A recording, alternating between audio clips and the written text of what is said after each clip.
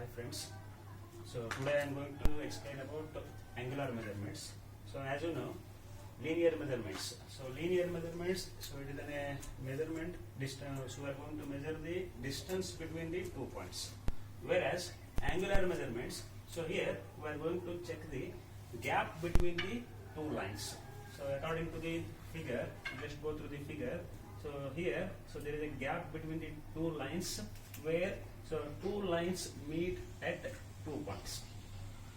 So here we are going to check the angle of the unknown specimen. So with the help of theta. So angle will be measured by theta, or angle will be denoted by theta.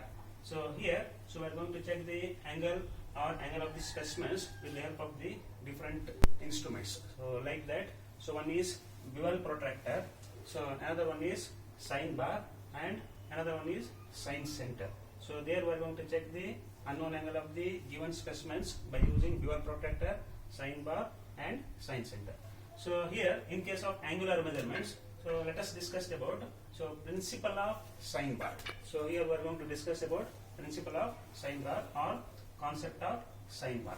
So according to the figure 2, you just go through the figure 2. So it is a simple construction of sine bar, or simple view of sine bar. So sine bar is generally made up of hardened steel. So based on sine bar concept, so here we are going to consider two rollers with finished end faces. According to the figure, so we can consider here two end faces with finished surface. Whereas there are three relief doors. So n number of relief doors, that is based on the size of this sine bar. So here we are going to consider the distance between the two rollers, or center distance between the two rollers. So that will be considered as L. L is the center distance between the two rollers. So that depends on the size of the end bar. Size of the sine bar, right? So L will be vary with respect to 100 mm, 200 mm, 300 mm. So that depends on the application of the sine bar or size of the component, where we are going to apply or where we are going to use the sine bar. Based on, we are going to select the length of the sine bar, right? So generally sine bar is made up of hardened steel, so it should be free from the wear and tear, corrosion resistance, as well as chemical reaction. So that should be free from the chemical reaction.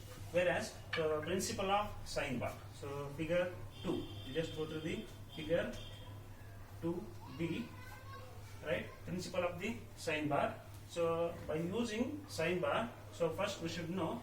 So we are going to build the slip gauge based on the unknown angle of the given specimen. First we should know the unknown angle of the given specimen. So that will be denoted by theta, right? According to the figure, you just go through the figure. Angle, right angle triangle, A, B, C. Concept of the sine bar according to the figure, A, B, C. Right angle triangle. So apply the sine rule. So where we are going to apply the sine rule, sine theta is equal to opposite by hypotenuse. So BC by AB, right? So where BC, so according to the figure, BC is the capital H. So here we are going to build the n number of slip gauges, that depends on the angle of the specimen. So BC is denoted by theta. So H, capital H, right? Whereas AC, AB is the capital L, length of the sine bar or center distance between the two rollers. So that's why AB we are going to consider as L, H by L, right?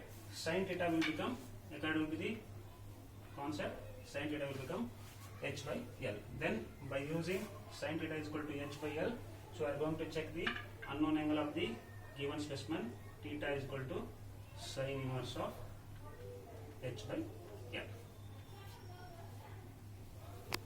So this is the simple concept. So in order to check the unknown angle of the given specimen or unknown angle of the any type of specimen, so we are going to using sine bar, sine center. So with the help of sine theta is equal to h by L, then we are going to check the theta is equal to sine inverse of h by L. So before going to build the slip gauge of height capital H, so we should know theta, approximate angle of the given specimen. So that is theta. Based on theta value, we are going to adjust the approximate height by using suitable combination of slip gauges. Then L is, so we should know, so that is constant, that depends on the, so which type of sine bar we are going to select. So then L will be the standard, so either it will be 100 mm, 200 mm or 300 mm.